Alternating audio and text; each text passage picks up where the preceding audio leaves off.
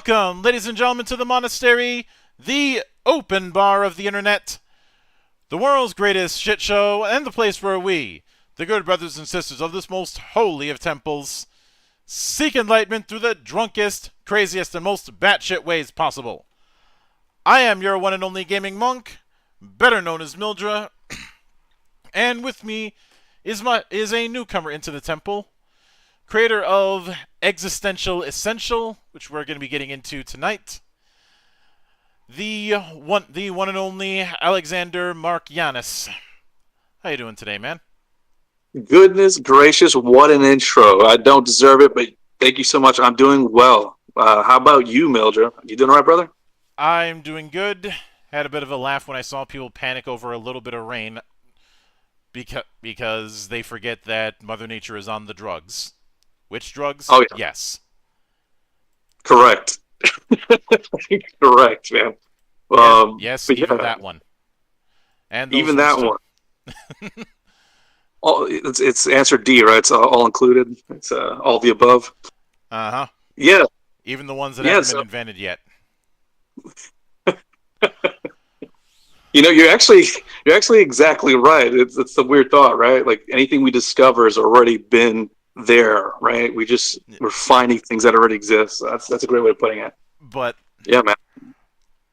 of course, I use half the year I end up having a laugh because of when some of the out of town folks come up north to get that blast of cold air, or I look at weather reports in some places in the south, and I'm seeing people put on layers when it's only 40 degrees out, and I'm like, you bunch of wimps. It's true, and it's made me a wimp, bro. Like, because like I said, I'm from New York, Mm-hmm. and I used to be able to go out in like t-shirt and shorts during winter time with maybe like a bubble vest. That's it. And then I came down here, and you're exactly right. If it's 40 degrees, you better believe I'm look like an Alaskan over here with like 10 layers and crying because I can't feel my fingertips. It's I definitely feel like a wimp. The South has ruined me in the best of ways. Mm-hmm. Um, but yeah, man, yeah. So I'm excited. Thank you once again for having me here to talk a little bit about this crazy game, Mm-hmm. Existential Essential. Yeah. Now, I like to open with the humble beginnings, in a sense, the origin story. So, walk me through your first introduction to role playing games and what made it stick. Yeah. So what started me with role playing games is actually my pops, Anthony Yanis, and he basically played everything that first came out. I'm talking about first edition D&D. I'm talking about Chainmail, if you've ever heard of that Yep. before. This dude, he was all up in it, as they say. That being said, he just passed that down to me, and he even got my mother to join in, and she learned Klingon because we played a Star Trek role playing game for all you Star Uh, Trek lovers out there. And okay, so which one? It was probably which It was probably Fasa. maybe I never got to memorize it. She actually literally learned the language. I'm not talking about just speaking it, brother. She learned how to read the language. She was all up in that juice, man. Mm-hmm. And she swears to this very day that she's not a nerd. And I'm like, okay, mom, whatever you say, I love you.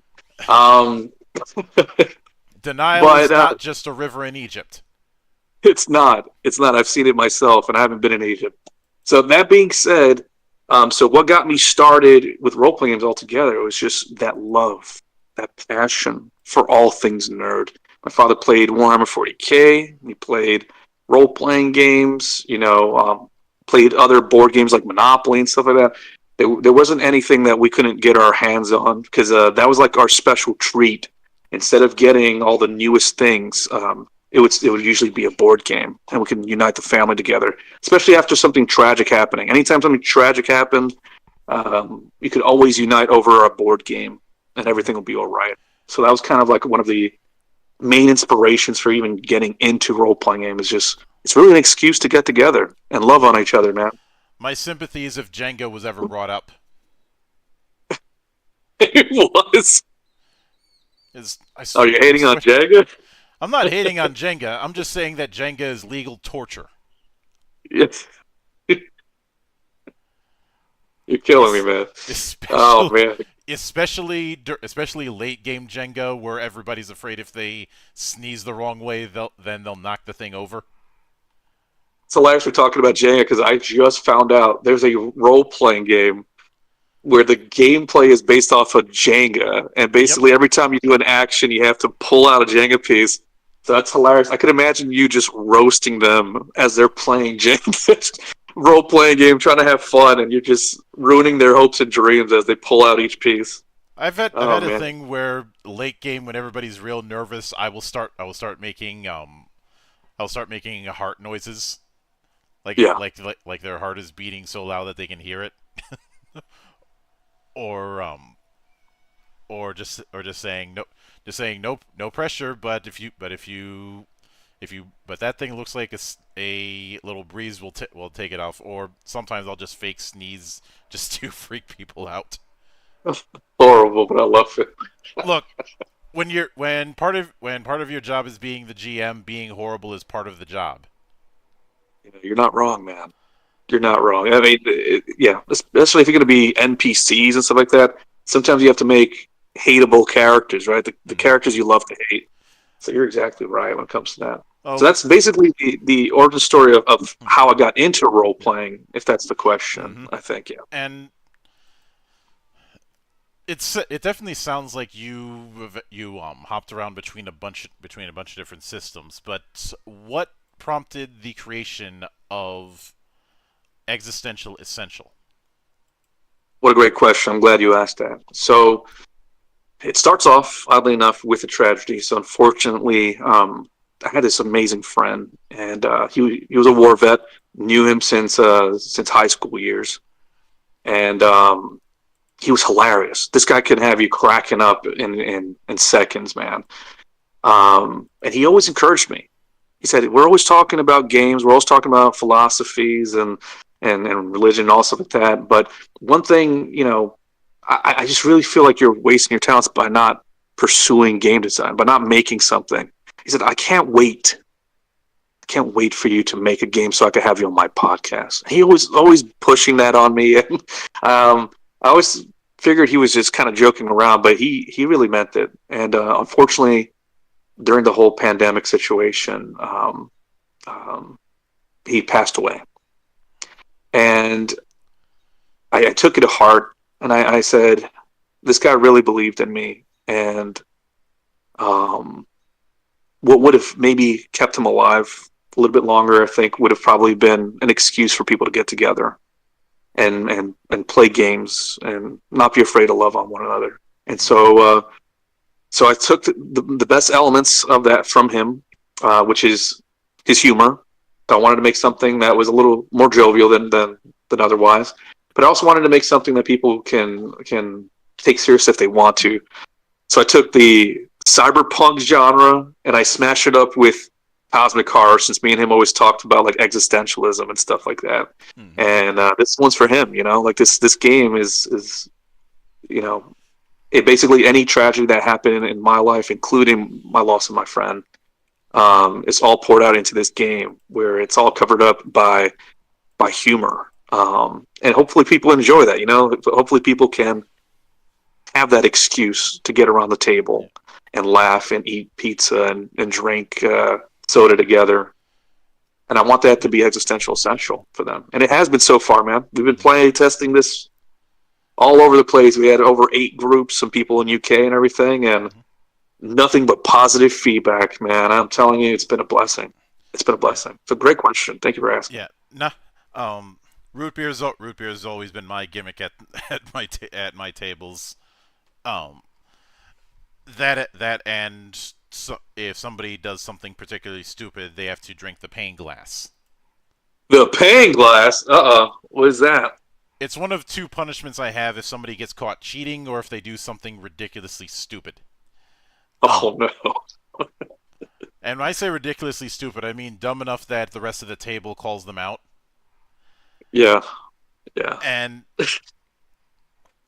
option 1 is you drink a full bottle of bacon soda. Oh boy. which tastes like what would happen if you carbonized bacon grease. It's absolutely disgusting. Probably not a good option. I'm assuming the second one's just as bad, if not worse. The pane glass is a shot glass filled with water, salt, sea salt, pepper, black pepper, Tabasco sauce, sriracha, tiger sauce, and 1 drop of da bomb. Is your player retention rate like extremely low? I've actually only used the thing maybe 3 times over the course of 20 plus years. Oh man, that's too funny, bro. Oh man. It is very much a case of the punishment is so much worse than the crime that nobody wants to hedge that bet. Which was the intent from the get-go. Make it so bad that people wouldn't want to try and test their luck. That was actually really genius of you to come up with that. That is. Yeah. I have a feeling that wouldn't work out at my tables. Well, maybe I should give it a try, man. You never know until you try, right? Oh me. Well, Somebody somebody said that once with the pane glass, and then they regretted it the next time they had to go to the bathroom. Golly gee, man. It's, I've gone through my fair share of Memphis spicy. I'll say it that way. That stuff's no joke. Yeah, you're not wrong about that. Or You're not wrong. Or the really spicy Thai foods. Man, I'm telling you, you tell them level 2 spice out of like a 1 through 10 scale, and it's the same thing as a 10. It has to be because I've only ever gotten up to 2, and I cry like a baby every time.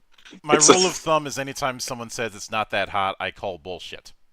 Yeah, yeah. But Okay. now, are you familiar with the concept of Appendix N? No, go ahead. Tell me about it.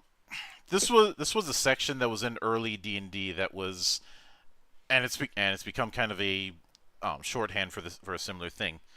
A short list of inspirations in other media for a given work, whether those inspirations be television, comic books, um, video games, what have you. What would some of the media that inspired as Existential Essential be in that Appendix N? Yeah, so because it's a cyberpunk meets cosmic horror game, it's of course going to automatically be associated with Lovecraftian work, right? So anything that's cosmic horror related, I've read pretty much all of his works, and I know some of the stuff is outdated, but at the same time, if you can gather around the potential for the dread within those tales, that this game has that potential in there. So lots of inspiration there. Lots of course, cyberpunk. Whenever I say cyberpunk, come on, you already know it's cyberpunk, of course, the game. But before that, Blade Runner is my baby. Oh my goodness gracious! Favorite sci-fi movie of all time has to be Blade Runner, and so there's definitely some like noir investigation aspects in the game that actually ties in really well with the cosmic horror. So the cyberpunk literally meets with the cosmic horror pretty well. It's hand in hand. And of course, for the illustration style and the tone of the game, the mood of the game being a little over the top and dark humor, is based off of really lots of 80s and 90s cartoons, both for the kids and adults, during those time periods. Mm-hmm. If you watched anything like, I think we spoke about this before, but heavy metal, things of that nature. Heavy metal, lots 2000 AD is another good example. Yeah, 2008. I'm glad you even know what that is. I tell people about that sometimes. They're like, "What about that date?" I'm like, "Oh goodness gracious, I'm old." I'd like to say I'm old, but I've brought up I brought up some of that stuff with people older than me, and they still don't know what it is. So I can't really I've long since abandoned using the age card, and I don't let anyone else use it. Good. I'm glad to hear that because I feel the same way. Get out of the damn bubble kind of card. Exactly. Well, though Okay. I can usually bring up Judge Dredd and they'll get it. Then they start making Stallone voices, and I just shake my head in shame for them. Although even Stallone said that he considers that Judge Dredd movie he did a missed opportunity. Yeah, I'll say that the costumes were great, although it's a product of its time for sure, right? And it's a shame. It's a shame, but I'm still a fan of those cheesy films of those days, Yeah, man. I'm not. and I always have love in my heart for I them, and will I'll always respect the attempt. I will I will note in a roundabout way Blade Runner was instrumental to the creation of RoboCop. Yes, This may sound a yes. bit odd, but here's the reason for it. The man who would become the producer saw the was going into a theater, saw the poster for Blade Runner, asked somebody what it's about, and he said a cop who catches robots. And so Mhm. he was like, okay, in my movie, robot cop catches human. I'm pretty sure off in the distance, Yakov Smirnov said, "Hey, that's my gag. You get your own." And one thing It's led a to true another. story. Wait a minute, is this true? Yeah. Oh Well, the wow, okay. I Yakov thought you were making Smirnov this gag, up. that part I made up, but yeah, he Okay, he was okay. like he saw somebody explain Blade Runner and he got the idea to do the opposite. Then Yeah. then of course the script got made. There was a bunch of shenanigans that happened, including the utter hell that was getting the suit to work because that suit weighed 85 pounds, and they picked Peter Weller because he was a thinner guy. They didn't want to go with a Arnold bodybuilder type. Right. And problem was, even they were filming in Dallas in the summer Oh no. and training him in mime. Golly gee. Oh man. It That got poor to guy. it got to the point where he was losing a pound a day at one point. And to make it even worse, the stunt directors were a brother and sister duo who, right in the middle of production, were both getting divorced. Not from each other. They were going through separate divorces at the same time because their spouses had ran off with each other. Oh no, really? Yeah. It's no. See, I shouldn't be laughing. That's horrible. Oh man. well, Oh. it is horrible, but I'm reminded of something that Mel Brooks once said. Tragedy is when I cut my finger. Comedy is when you fall into an open sewer hole and die.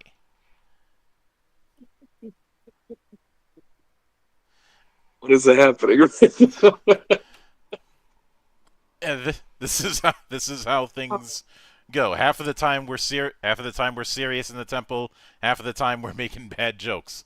But This is perfect for the game, though. This is literally the tone of the game. It's yeah, that dark humor. If everything you're saying here, you could say as a character in the yeah, game, 1,000%. So this is cracking me up, man. This yeah. is great.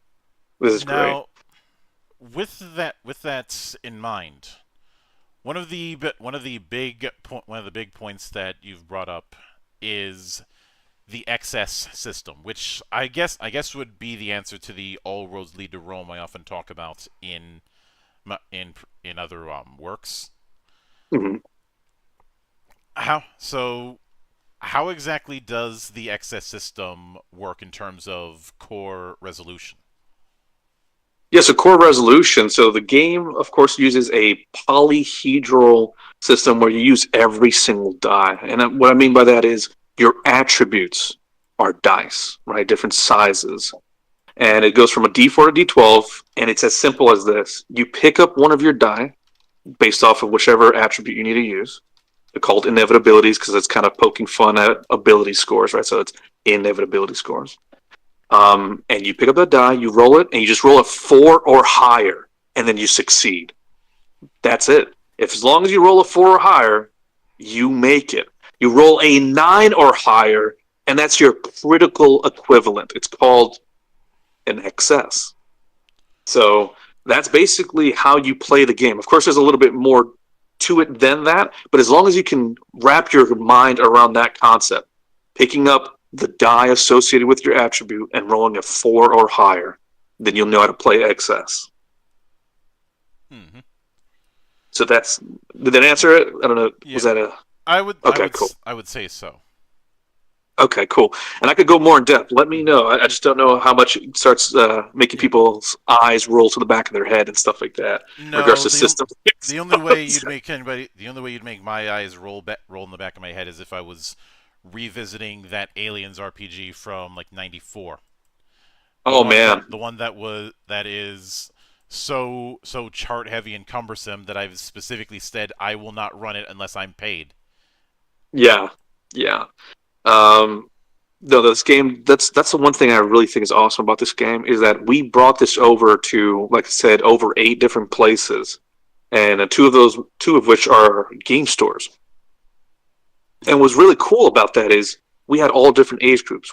I've actually played with somebody who's already in their 70s and they loved the game. I've played kids who were 12 years old and loved the game.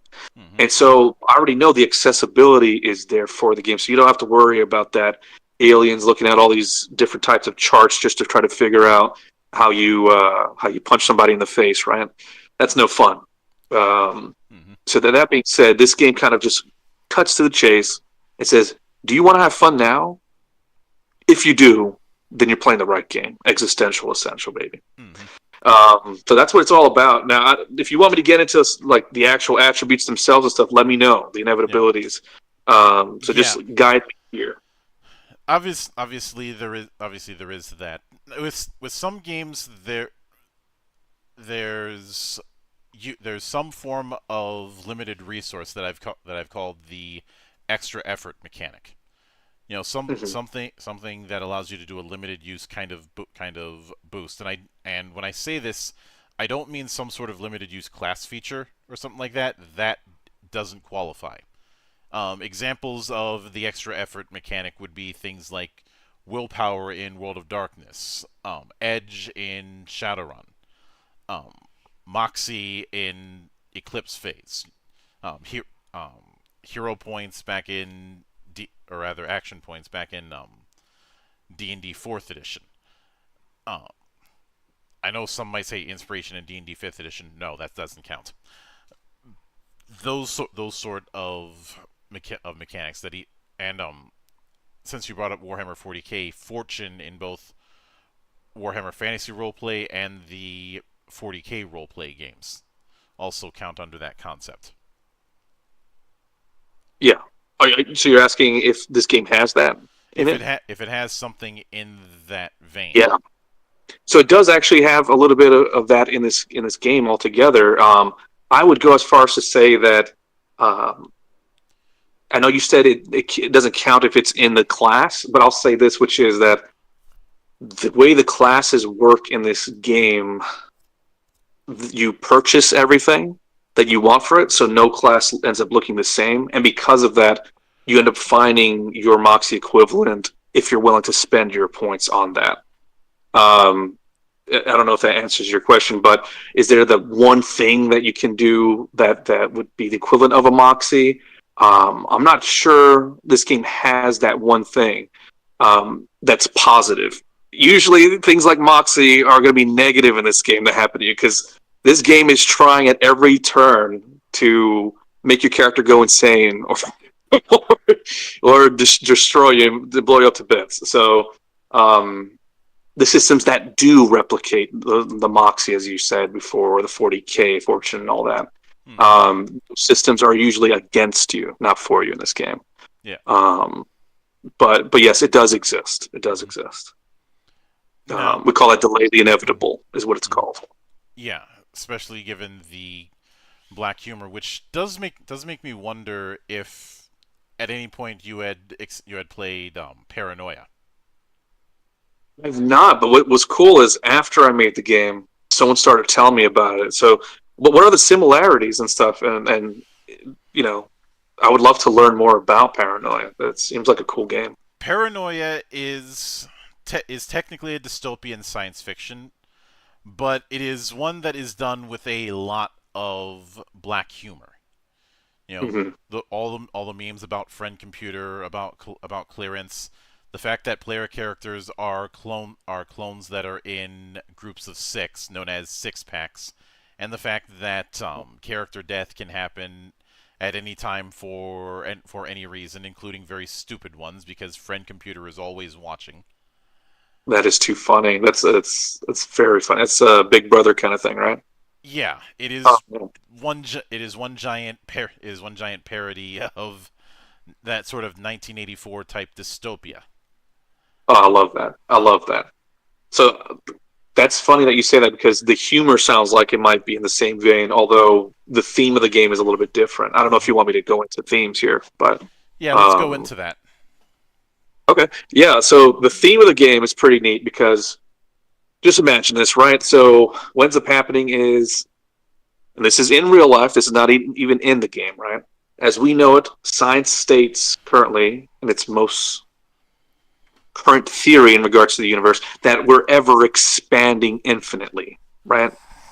But at some point, it is going to stop and implode on itself at a much faster rate, right? So what I did here was I said, wait a minute, this sounds like a perfect time to place a setting for a game. So basically, the setting of this game is when the universe is imploding at a faster rate. Humanity realizes this and realizes there's almost nothing they could do about it. So their morale drops. What they don't realize is what caused it. In this game, I'm making it so that way Azathoth, who is, for anyone listening, a dreamer god, basically, right? Hmm. Who it says we're in his dreams. Everything in the universe is due to his dreaming.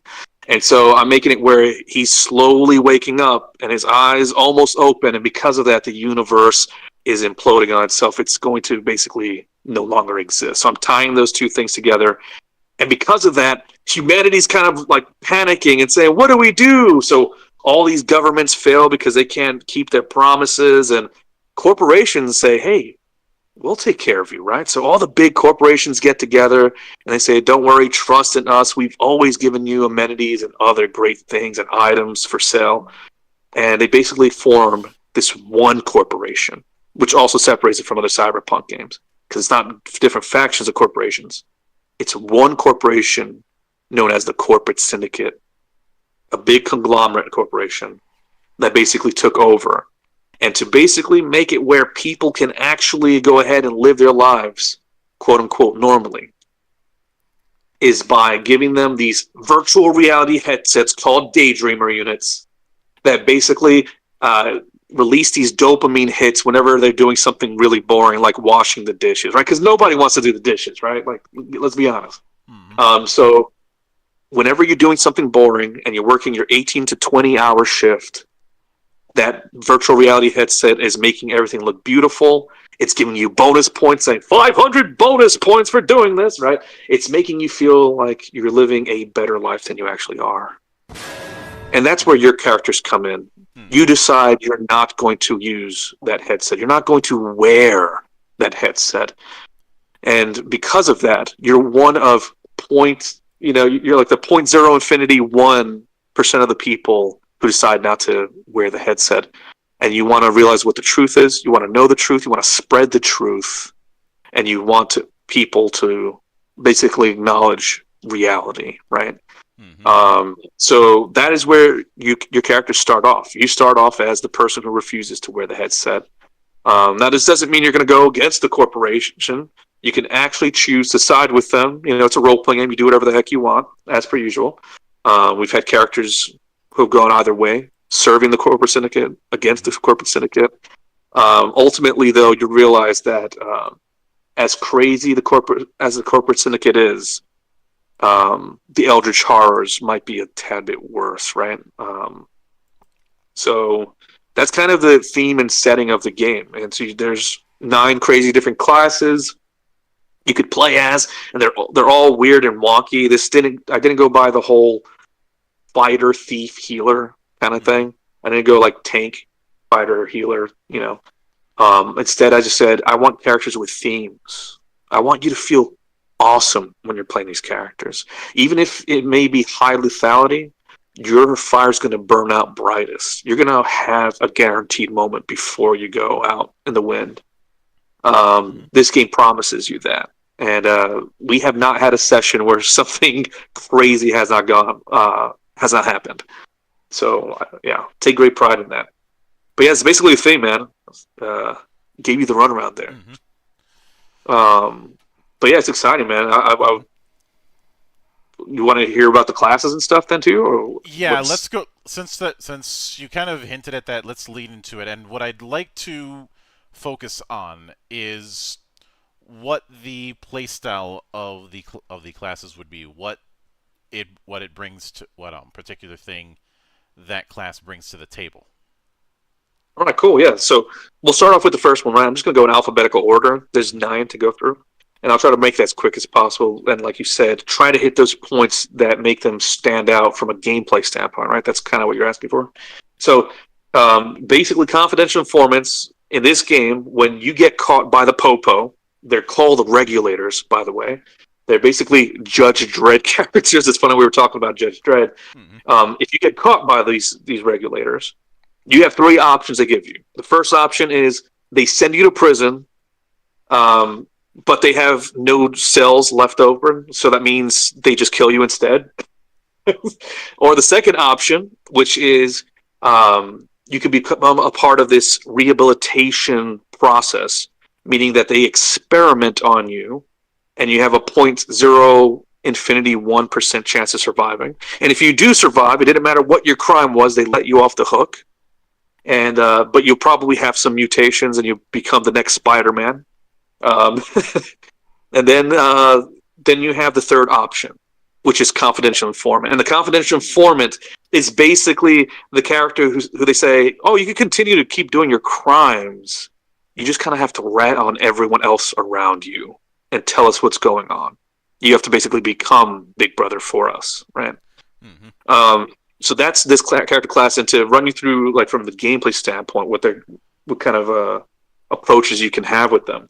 So they basically create drugs, which in this game, no other character class is able to create things because everything is manufactured, right? With the exception of one other class. Not only are they able to create these drugs, they're also able to have like a henchman. So if you want a minion master kind of character, this might be one for you. Albeit you can only have one follow you the entire game, even though you can have a whole gang. You could literally have like 100 of them follow you, but only one of them can literally follow you and go on adventures with you. You have like underground connections, which is basically it's one of my favorite abilities in any game ever, which is you can point at an enemy and say once per game, that guy is actually not our enemy. He works for me. He's undercover. And it's one of your underground connections. And then so for the next like D4 turns, you don't have to face off against that bad guy. And you can go past them and they work for you. And then the real person comes in like D4 rounds later. So crazy stuff like that. Weird, wacky abilities. And they're very good at dual wielding. So if you like attacking more than one opponent at the same time for crowd control, this might be the class for you. So that's confidential informant, right? So like I said, it doesn't really fit the regular character archetypes, right? It's not a thief, it's not a healer or anything like that, but it has a lot of different options available for it. Then you have like the freak, right? The freak is like exactly what I talked about. So the one person who gets caught and instead decides to have this mutation process go through, right? And they survive. That would be your character if you picked a freak. And what makes them unique is their abilities are all random. You roll under charts to see what crazy mutations you have. So you could end up being a person with an extra arm and a really cool like an exoskeleton that's really rough and makes you so you can breathe in outer space and stuff like that. Just crazy different options here, like boils that if someone hits you, it shoots acid on them, like your Alien from the Alien movie. Yeah, Freakish has so much going for it that's random and crazy. And if you like that approach, if you like the randomness and the craziness, and if you like being really powerful, but not letting the power be in your hands, this is the character for you. It's rando chaos incarnate. So that's the freak. Then you have like the gamer, right? So the gamer is a character class that I pride myself in as well. Here, it's a really odd one where. Remember, I told you how everyone is wearing these DDUs, these daydreamer units, these headsets, these virtual reality headsets. Well, the corporate syndicate kind of uses that to their advantage sometimes, and they will give missions, if you will, to people and say, you get extra bonus points if you assassinate this person for us. And the person just thinks they're playing the game in their head. They don't realize they're actually killing somebody or whatever, right? Mm-hmm. So the gamer doesn't like this. The gamer says, wait. I don't want the corporate syndicate to do that. I want to do that. Sounds like fun. So they're crazy, and they hack into regular citizens' VR headsets, if you will, the daydream units, and they basically control an army of the equivalent of undead, right? People who are living, but kind of not living a real reality. And you basically make everything a video game for them, and you give them waypoints. So if you want your actual minion master with a horde of citizen zombies following your every will because they think they're playing a game, this might be the character for you. So that's kind of their gameplay style too, is lots of management of a team, a squad, and positioning and getting bonuses depending on where you do position your minions. And you yourself count as part of the minions, so you can actually mesh with them and gain cool abilities as long as you're nearby them. The other crazy part about this class is you don't have to be anywhere near your minions. We had a character play this, or should I say, we had a player play this character, and he was in his mother's basement, and nobody knew where he was at ever. So he himself was completely protected and basically immortal from that perspective. But his minions were constantly dying because he wasn't there with them. So they were all he was just throwing them as fodder all over the place. And had to constantly get new ones over and over. So there's so many different ways to play these classes. Don't ever think you have to play it just one way, you know? So that's like the gamer. Then you have like the machinist. And the machinist is like, if you like big guns, and you cannot lie, if you like mechas, and you're an anime lover, whether it's Pacific Rim kind of mecha or more like Avatar or Gundam, this is the character for you, because anything big these characters handle: submarines, tanks, cannons, flamethrowers. If it's big, loud, and it's a machine, these characters want to either pilot it or use it to blow things up, right? And that's what the machinist kind of delves into. They have lots of abilities that help kickstart things. They're kind of like mechanics in that way. So if something shuts down on you, you can make it work again. You can enhance something in such a way that you can turn it into biotech. So now the biotechnology actually assimilates with you, and you can kind of speak with it, kind of like a Tony Stark relationship with what he has there for Jarvis kind of thing, right? Where you basically don't have to talk sometimes, and Jarvis kind of reads your mind. You can do that with your machinery. That's the machinist. So that's that character class. I'd also invoke Yep. the Zero system in Gundam Wing, but that's Ooh, just one example. I love it. I'm glad you said that, man. Wow, you're bringing me back, man. Oh, now I got to watch Gundam again. So you do not need an excuse to watch Gundam. Oh, man, you're right. You're exactly right. So the next character class is the Nanomancer. So these are basically, imagine Magneto. For anyone who knows X-Men, Magneto basically meaning you can manipulate, bend, and toss anything metal around, but only when you're on drugs. So you're only Magneto when you're taking these drugs called nanobites. Yes, it is a bad joke. So basically, when you chew on this nanobites, it actually releases nanotechnology, like little nanomachines, into your brain, and it helps process things quicker, right? And then not only is your brain processing things quicker, you're also releasing the leftover from your mouth nanobites that go onto metal machinery and things like that, and then you can start moving around telekinetically based off of what it latches onto. So it's like I said, it's Magneto, but only on drugs. What's cool about it is not only can you move metal objects around, not only can you bend metal objects, you can also speak with machinery, literally. So if you come over to a door and you touch the door and it's locked, You could go over to be like, "Hey, baby, how you doing?" And it's like, "Oh, I'll open for you," and it opens up literally, and it'll do whatever you ask of it. And I'm not just talking about doors. I'm not talking only about security cameras and turning it off. I'm talking about weaponry. You can literally go over to an enemy who's carrying a gun and just be like, "Oh, gun, don't you want to jam for me, baby?" And it's like, "Hell yeah, I want to jam for you, boy." And it just literally jams. So, um, it's really cool, and it allows for a lot of role playing, but it's a lot of applicable combat stuff as well in there. If you could get clever and start tossing things on people, right? Mm-hmm. I've seen submarines be lifted up and smash into people in this game. Mm-hmm. Um, so yeah, as long as you're okay with being an addict, um, in order to get these powers, the Nanomancer might be the character for you. Yeah. So there's that, and then you have like a stalker, and it's a silent P, by the way.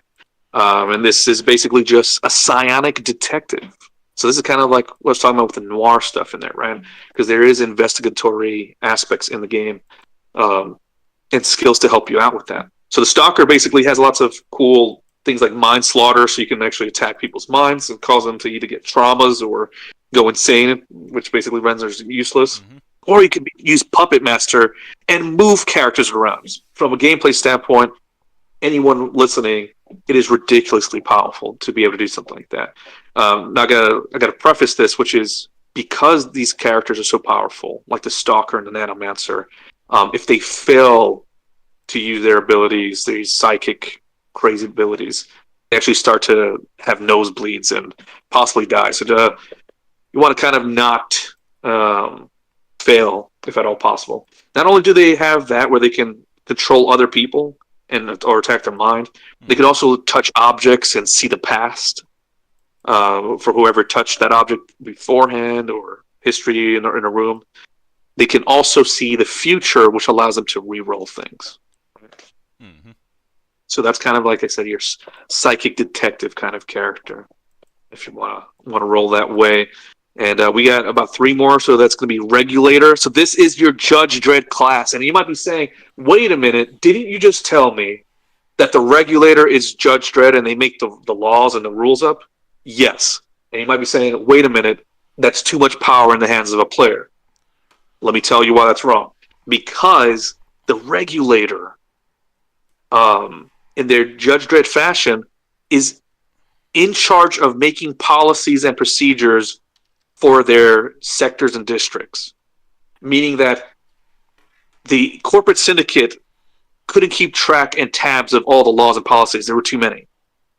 So that means that if a regulator enters another regulator zone and they disagree about what the law is there, they have to battle to the death. And whoever wins basically gets to determine what the law is for that sector. Given that, so that's they go ahead. They sound a little bit like they're leaning into the kind of unlimited authority that Inquisitors have.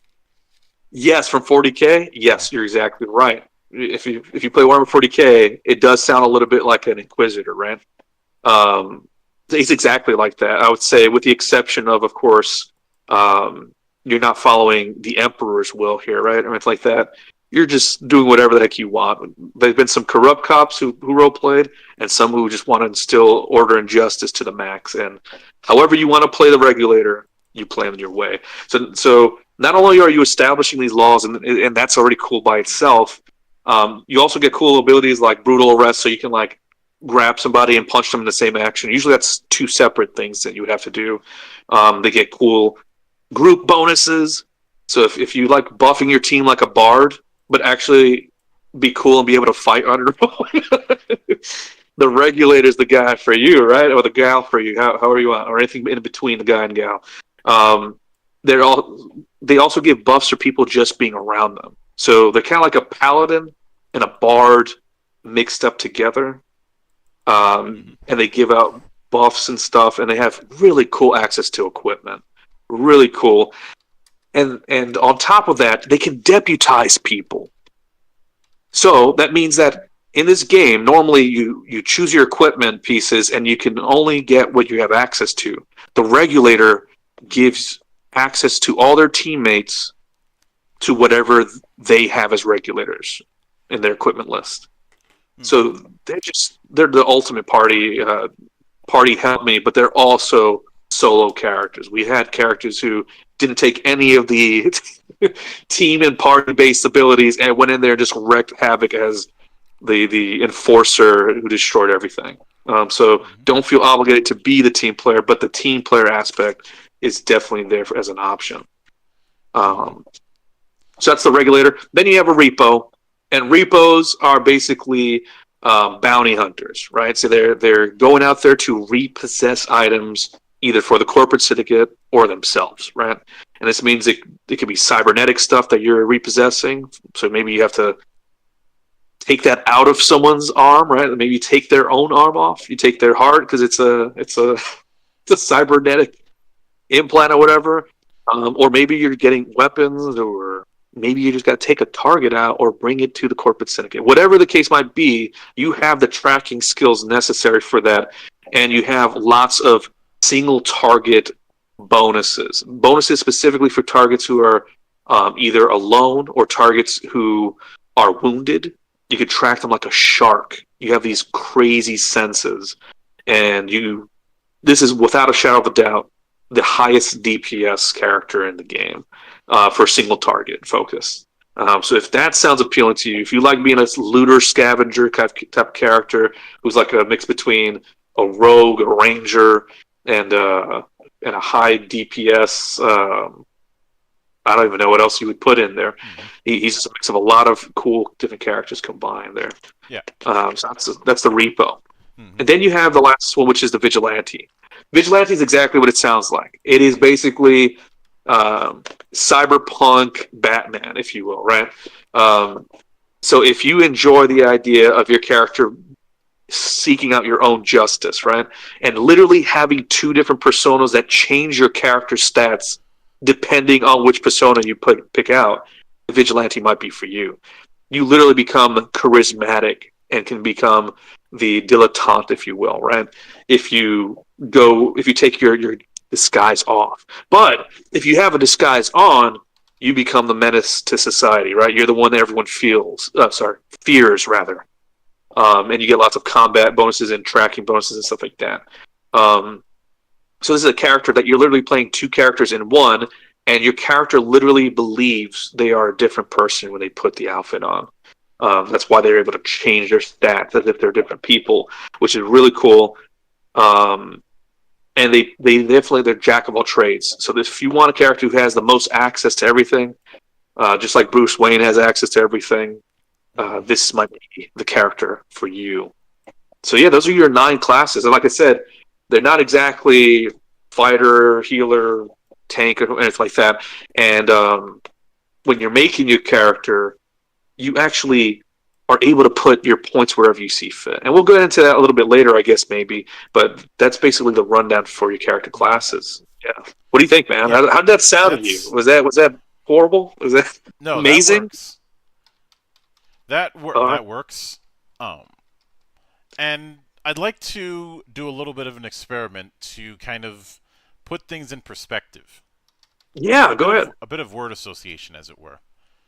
Yes, please. So, what I'm going to do is I'm going to list off the roles that are utilized in Cyberpunk Red. And I'd like you to tell me which class in XS would be the best approximation. Obviously, these aren't going to be 1-to-1s, but it's a case of close enough. Oh, that's gonna be hard. Okay. Can I choose more than one sometimes, or I'll have to choose one?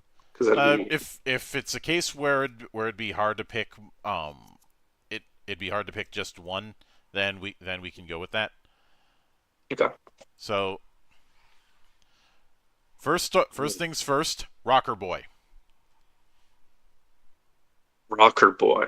Ooh, see, that's difficult because Rocker Boy can technically be made with any character in the game, any character class. It's just equipment that would change you into Rocker Boy, if you will.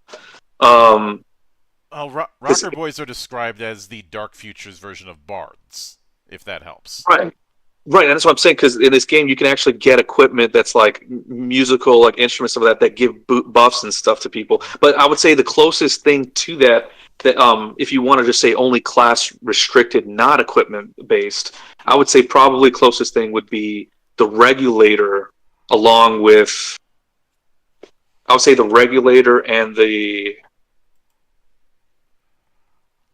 stalker maybe combined kind of thing. Yeah. All right. Solo. Yeah. The solo. Mm-hmm.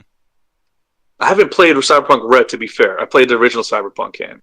Then you're familiar with the It's solo so they haven't because changed it. Okay, they haven't changed it. That's there good to know. Okay, a lot of the roles haven't changed from 2022 to Red. Some may have gotten new names, but that's it. gotcha. All right, so if I had to, let me see. I would say the closest thing I can think of is probably Repo and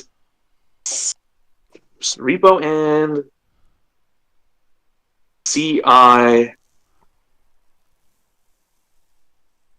combined. I would say from a gameplay standpoint. Um, yeah, I would say Repo. Yeah, yeah. All right. That would be the two that would probably fit that. Yeah. Netrunner. Thematically, I would say Gamer might be the closest, but I would say, to be honest, Nanomancer and Gamer, because those are both that very much so invest into the net, right? And kind of invest in like the machine world. The machinist kind of fits in that too. That's why I'm saying this is difficult, because these characters are so versatile. They hit many notes. But if I had to go with one, I'd probably say Nanomancer. I'd probably say Nanomancer. Yeah. Techie. Techie. Woo! Techie. Probably, I think the closest one would probably be Machinist and CI. Those two together. All right. Yeah. Yeah. MedTech. Med-Tech. And once again, this is something every character can kind of do as long as you get the right equipment for it. But Med-Tech, huh? Med-Tech might be a cross between, you can probably get it with a vigilante or a machinist, and definitely an nanomancer. So you could do with all three of those would fit that class, I would say. Yeah. Med, yeah, yeah. Because you definitely, yeah, that's it. Media. Oh, man, once again, this can all be done with any character in this game. Media. If I had to choose one only, I would say definitely the vigilante when they're not in their disguise mode, just to kind of fit that media personality kind of thing. Yeah, it's probably, like I said, you could technically do with any character, but it's a match what that class encompasses for Cyberpunk. But yeah, I would probably just go with vigilante when they're not disguised. Would probably fit that role. Corporate. Oof. Once again, that's an equipment thing. Corporate's probably a cross between the confidential informant and the regulator, I would say. So either one of those classics would definitely be played in a corporate manner, since they're both in the corporate syndicate in a way. Yeah. Cop. Cop. Yeah, I'd say 1-to-1 ratio, probably regulator on that thematically. Skill wise, probably closer to regulator and repo. No, if I had to say. Fixer. Machinist and Nanomancer combined, I would say. Yeah. And Nomad.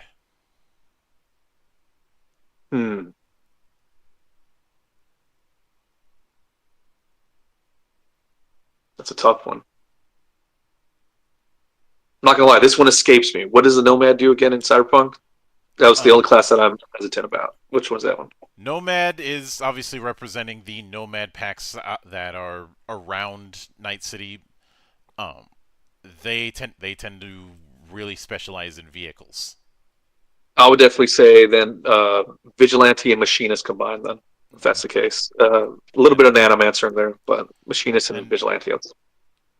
obviously that's a massive simplification, but Yeah, I'm doing that for the sake of keeping things smooth. yeah, of course, of course. Now, since you brought up equipment, this is as good a time as any to bring up the fact that you have a kind of location based design regarding a good amount of equipment, but unless I'm mistaken, you're there. While there is the potential for malfunctions, you're not really doing the too much equipment makes you a zombie or a cyber psycho kind of thing. Well, uh, I hate to burst your bubble on that, but yeah, the more cybernetics you have, when you do malfunction, you have a higher likely chance that something bad happens. So it doesn't increase the chances of you malfunctioning at all. It only just makes it that way when you do malfunction, it's something crazy that's going to happen to you, Yeah, especially if you start getting the cerebral aspect of things. Yeah, yeah, um, yeah, more tech, more risk. exactly. It's not a one to one, but New Edo has a similar motif with with its system, where each Hmm. bit of tech increases this one particular botch that can happen on your rolls, but it increases it little by little. So you may not think about it until you've done a lot of cyberware and it's pushing it.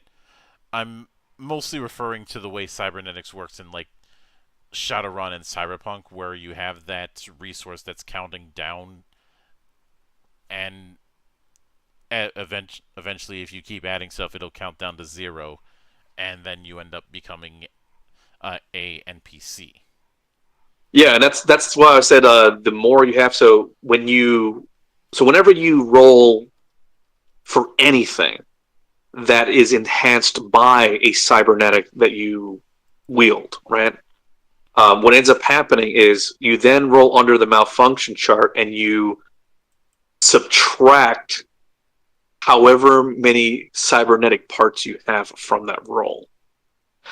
So that could cause you to go insane and get like cerebral damage or nerve damage or something crazy happening to you where you start attacking your allies and stuff like that. The more you have, the more it likely it's going to count down for you basically and get you closer to that. Now it doesn't penalize you in such a way that um, it's constantly stacking against you in an accumulative fashion, as in the next time you play the character, it's going to be worse. But dependent on how many cybernetic pieces you have, will definitely determine the uh, the hazard for rolling under that malfunction chart, if that makes sense. But yeah, it's Mm-hmm. like a combination of the two systems that you mentioned, basically. Mm-hmm. It's like the yeah. Yeah, But yes, I can get that.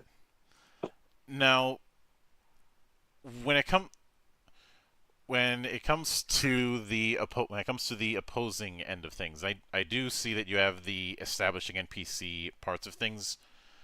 Um, do you plan on having anything equivalent to like an adversary creator, especially if someone wants to make certain adversaries on the fly? I'm so glad you said that. It's actually in the game, which is really cool. Towards the back of the book, you start getting kind of like a GM help me, kind of like it's like a game master guide combined with like a monster manual a little bit. Mm-hmm. And what it does is it tells you, because the game is using all these different polyhedral dice for your character, right? Mm-hmm. Um, it does the opposite for NPCs. Basically, NPCs, their level will be equivalent to one die type across all of their attributes.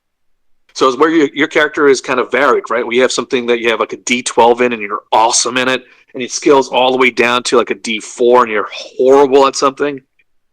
You might come across a minion and they just have a D6 across everything. And if you want to scale that up, it's as simple as saying now it's a D8 across all the attributes. Mm-hmm. So what's cool about that is even though there are templates for different type of enemies, it never tells you what level those enemies are because they all can be played at a quote unquote first level equivalent. They also can be all they also all can be played at the highest level by saying they all have a D12 on their stats as well, making them like an epic boss battle. So it doesn't have that limitation that other games might have, where sometimes you come across, for example, a goblin, right? And that goblin character stat block is always just going to be for level CR half or whatever, right? Mm-hmm.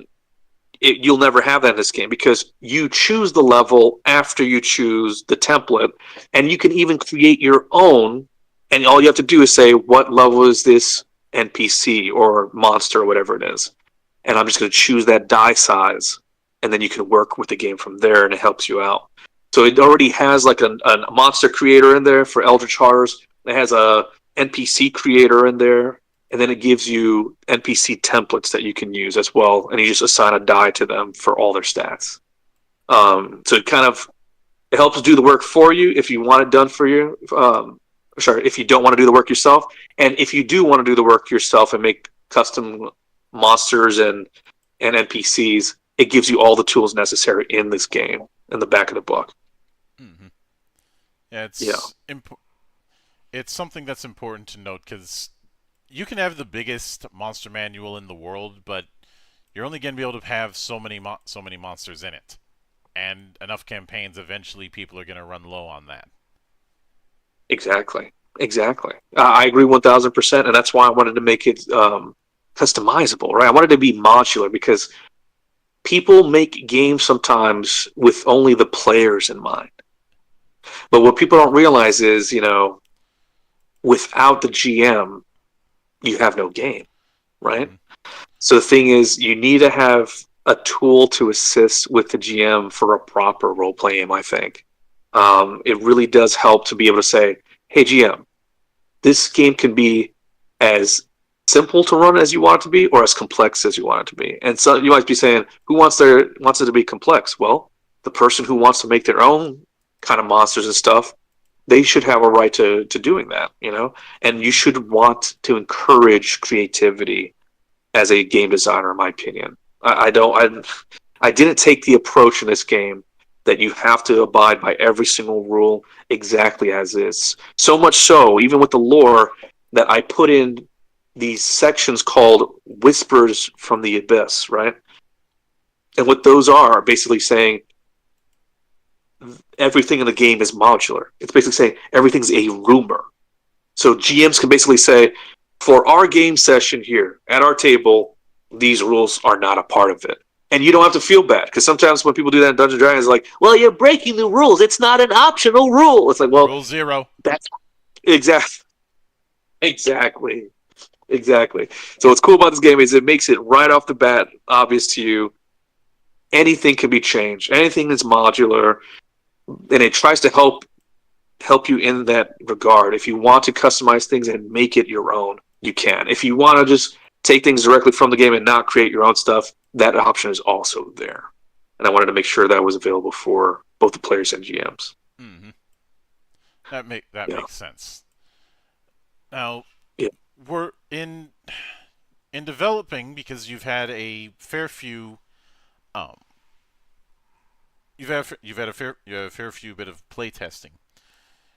Were there Yeah. any instances that you can think of where something that you thought was a surefire winner was something that had to go back to the drawing board after playtesting? Yeah, as a matter of fact, I'm glad you brought that up. So originally, because this game is kind of based off of, like I said, cosmic horror, I was kind of trying to grab that Call of Cthulhu million skills kind of aspect, right? And what I realized is, as much as I loved all these skills I had initially, it was like something like 30, something crazy like that, right? Or 50. What I realized is, of those 30 or 50 skills, only like 20 of them were being used, or 15 of them, right?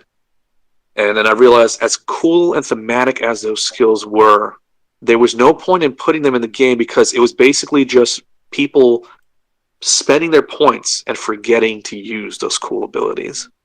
And that was so sad to see because we kept seeing that over and over and over. And what I realized was that's not their fault. That's my fault because I was trying to make people want to use these skills. And what ends up happening is it wasn't intuitive enough. And what was cool is all you had to do as a game designer is respect the player, respect the feedback you got, right? Because it wasn't even brought to my attention by someone saying there are too many skills. It was just based off the feedback that people were giving me. They were giving such positive feedback. And I was thinking, if you love the game this much and you didn't even use like half the skills, maybe the game doesn't need that many skills. Mm-hmm. So we actually went to the drawing board after I played with a bunch of playtesters, and I went back there and I said, let's just put in the core stuff in there and add a couple extra for maybe some, lore and rumor kind of stuff that you can add in there. But then for the most part, just make you aware every skill pops up sooner or later and more than once. Because I want people to always feel like they can have a moment in the game. I want you to feel special when you choose your skill. I want you to have the spotlight on you and for you to shine. That is what this game is all about. Awesome moments. And I felt like making that many skills for this kind of high-octane cyberpunk meets cosmic horror game, that was the route to go. And that's what you have to do as a game designer. You have to constantly go back to the drawing board and say, hey, look, this was my intention. It's not what came across. And that was just one thing that I did. Like I said, no one asked me to do it. No one said remove more skills. Like I said, they were loving the game as it was and nothing but awesome, positive feedback. But you still have to notice as a game designer and pay attention to people and realize what they're doing and realize what's unnecessary and what could slow the game down, Mm-hmm. So, yeah. Yeah, I can certainly get that. Now, with that said, what are you shooting for as far as a release window? Not a date, per se, but a general ballpark. For the Kickstarter or the actual game? Like the actual game? For the Kickstarter and subsequently for its particular range as far as how many days that Kickstarter is going to be running. Yeah, so May 1st through May 31st is going to be the Kickstarter. So it's pretty close. We're edging toward that. And like I said, it goes through the whole month. So May 1st through May 31st. Mm-hmm. And we're hoping that can feed into possibilities for going to conventions and showing the game off there. We're hoping that it could also help provide because we have 20 miniatures that are in the works. So that's pretty exciting. This game is going to have official hand-sculpted miniatures and not just STLs. These are literally hand-sculpted in UK for people who go to the headquarters of Games Workshop to hang out over there. So they're, the best and brightest. We got over there a guy named Paul Smith and a guy named Martin Baxter who got us in contact with them. Mm-hmm. So go ahead and support them too over there at Creative Sculpt Studios.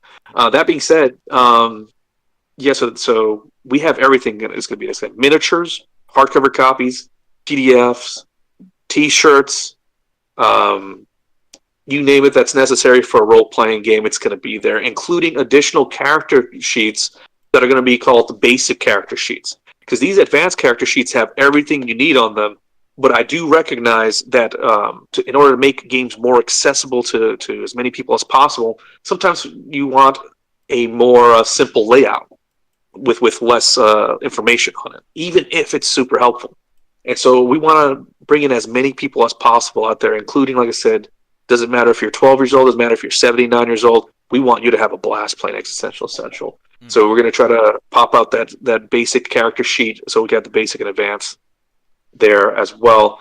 One thing I forgot to mention, too, in regards to equipment, I know we're going back a topic, but as far as character creation goes, what's very simple about it is you have those 9 character classes you choose from.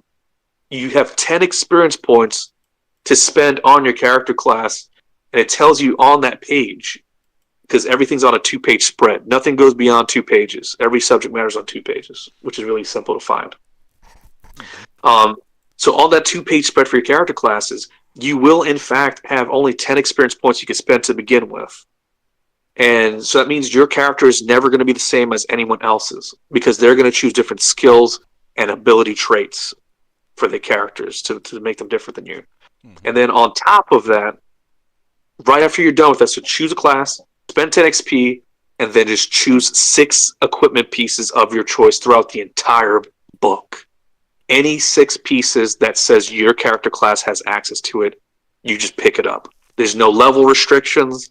There's no other prerequisites necessary or involved. You just jump into the game with the best darn gear you could think of.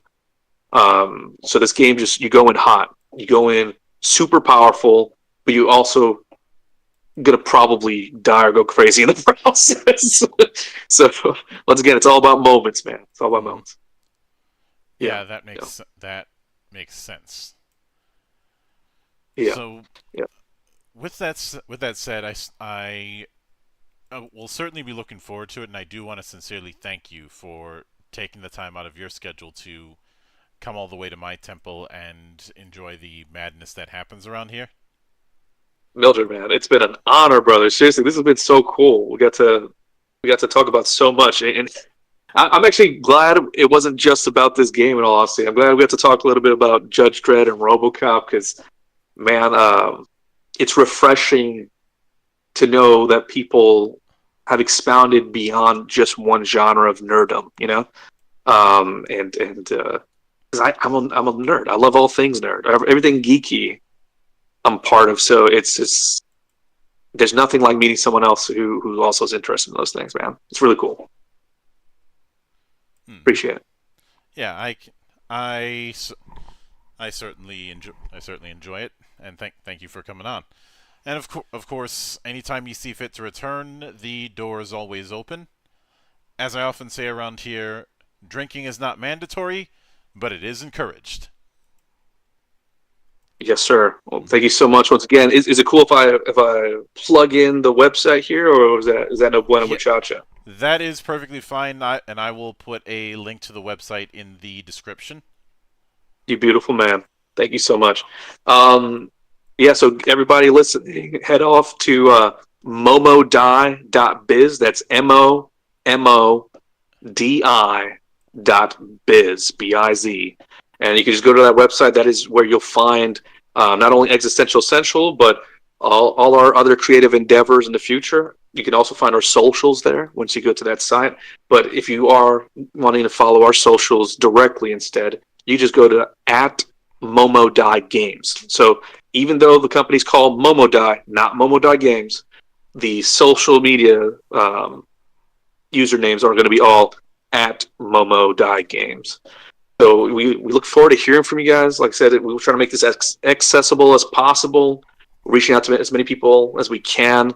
And we need to meet more people like Mildred here who are awesome and just spread the nerd love, man.